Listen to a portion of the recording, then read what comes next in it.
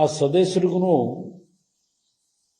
ಒಂದು rate fix ಮಾಡ್ಕೊಂಡ್ಬಿಟ್ಟಿದ್ದಾರೆ ಇತ್ತೀಚಿನ ಸರ್ಕಾರಗಳಲ್ಲಿ. ಒಂದು ಕಾಲದಲ್ಲಿ ಒಂದು ಅತ್ಯಂತ ಗೌರವಿತವಾದಂತ ಹೆಸರಿದ್ದಂತ ಸಂಸ್ಥೆ ಅದು.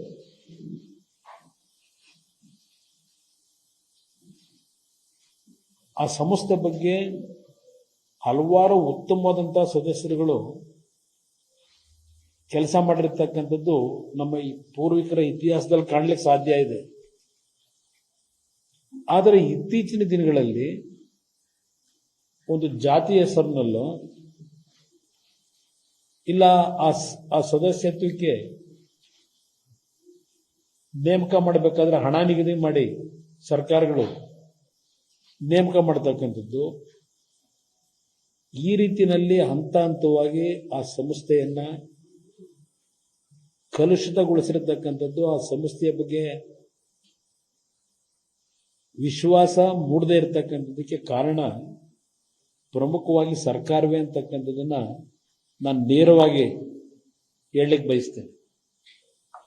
ಪಾಪ ನೆನ್ನೆ ದಿನ ಹೇಳಿದ್ದಾರೆ, ನಮ್ಮ ಆಡು ಮುಟ್ಟದ ಸೊಪ್ಪಿಲ್ಲದೆ ಇರ್ತಕ್ಕಂಥ ಪ್ರಿಯಾಂಕಾ ಕೃಪಾ ಪೋಷಿತ ಮಂಡಳಿ ಇದು ಈಗ ನಡೀತಾ ಇರತಕ್ಕಂಥದ್ದು ಎಲ್ಲಾ ವಿಷಯಗಳಿಗೂ ಪಾಪ ನಿಂತಿದ್ದಾರೆ. ನಿನ್ನೆ ಅವ್ರು ಹೇಳ್ತಾರೆ,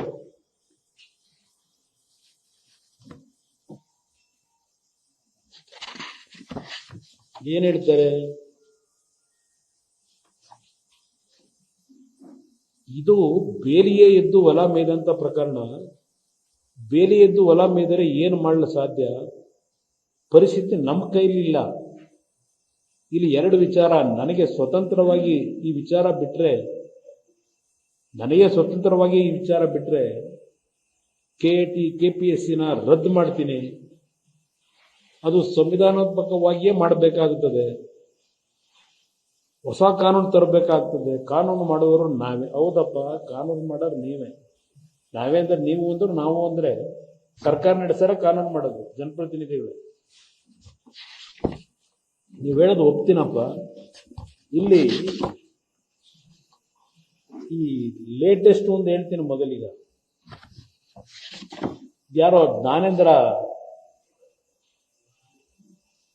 ಕುಮಾರ್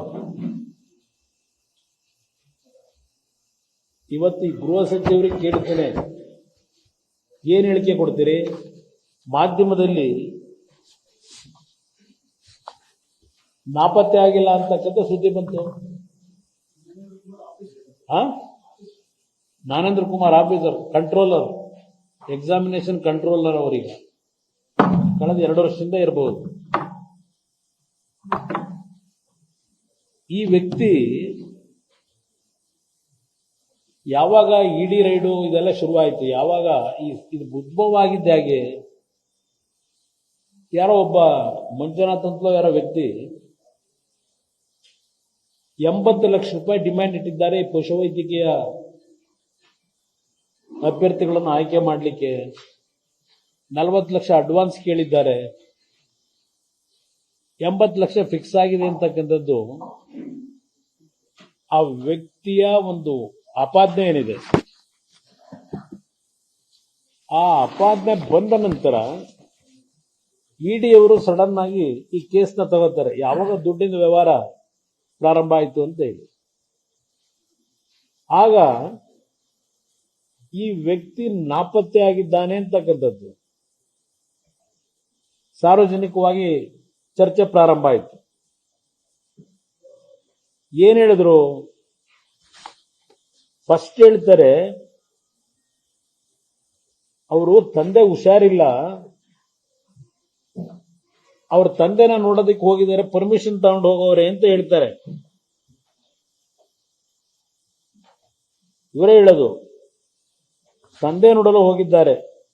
ಜ್ಞಾನೇಂದ್ರ ಕುಮಾರ್ ನಾಪತ್ತೆ ಆಗಿಲ್ಲ, ನನಗೆ ಅವರು ದೂರವಾಣಿ ಕರೆ ಮಾಡಿದ್ದರು. ಅವರ ತಂದೆಗೆ ಅನಾರೋಗ್ಯದ ಹಿನ್ನೆಲೆಯಲ್ಲಿ ನೋಡಲು ಊರಿಗೆ ಹೋಗಿದ್ದಾರೆ, 2 ದಿನಗಳಲ್ಲಿ ವಾಪಸ್ ಆಗಲಿದ್ದಾರೆ ಎಂದು ಗೃಹ ಸಚಿವ ಪ್ರಿಯಾಂಕಾ ಖರ್ಗೆ ಸ್ಪಷ್ಟಪಡಿಸಿದ್ದಾರೆ.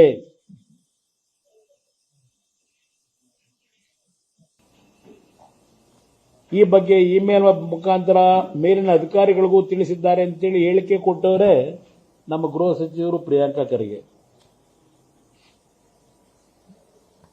ಇದ್ಯಾವತ್ತು ಹೇಳಿದ್ರು? 23ನೇ ತಾರೀಕು. 25ನೇ ತಾರೀಕು ಏನ್ ಹೇಳ್ತಾರೆ?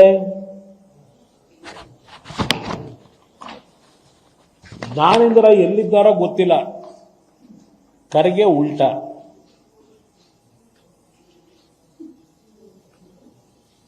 ಜ್ಞಾನೇಂದ್ರ ಎಲ್ಲಿದ್ದಾರೋ ಗೊತ್ತಿಲ್ಲ. ಜ್ಞಾನೇಂದ್ರ ಕುಮಾರ್ ತಮ್ಮ ತಂದೆಗೆ ಅನಾರೋಗ್ಯ ಎಂದು ಹುಟ್ಟೂರಿಗೆ ತೆರಳುವುದಾಗಿ ಹೇಳಿದ್ದರು. ಈಗ ಅವರು ಎಲ್ಲಿದ್ದಾರೋ ನನಗೆ ಗೊತ್ತಿಲ್ಲ. ಮತ್ತೆ ಈ ಗೃಹ ಇಲಾಖೆ ಯಾಕ್ರೆ ನಡೆಸ್ತಾ ಇದ್ದೀರಿ? ಇವರು ಬಂದ ಮೇಲೆ ಏನು ಪ್ರತಿದಿನ ಹೇಳಿಕೆಗಳು? ಗೃಹ ಇಲಾಖೆ ಸ್ವಚ್ಛ ಮಾಡಿಬಿಡ್ತೀನಿ, ನಮ್ಮ ಸರ್ಕಾರ ಯಾರನ್ನೂ ರಕ್ಷಣೆ ಮಾಡುವ ಪ್ರಶ್ನೆ ಉದ್ಭವಿಸುವುದಿಲ್ಲ. ಇದು ರಕ್ಷಣೆ ಅಂತ ಕರೀತಿರೋ? ಈ ಎರಡು ಹೇಳಿಕೆ ನೋಡಿದಾಗ ಇವರು ಕೇಳಿ ಊರಿಗೋಗವ್ರೆ ಅಂತ ಹೇಳ್ತಾರೆ. 23ನೇ ತಾರೀಕು ನನ್ನ ಗಮನಕ್ಕೆ ಬಂದೇ ಹೋಗಿದ್ದಾರೆ ಅಂತಾರೆ. 25ನೇ ತಾರೀಕು ಹೇಳ್ತಾರೆ ನನಗೆ ಎಲ್ಲೋಗೋರೋ ಗೊತ್ತಿಲ್ಲ.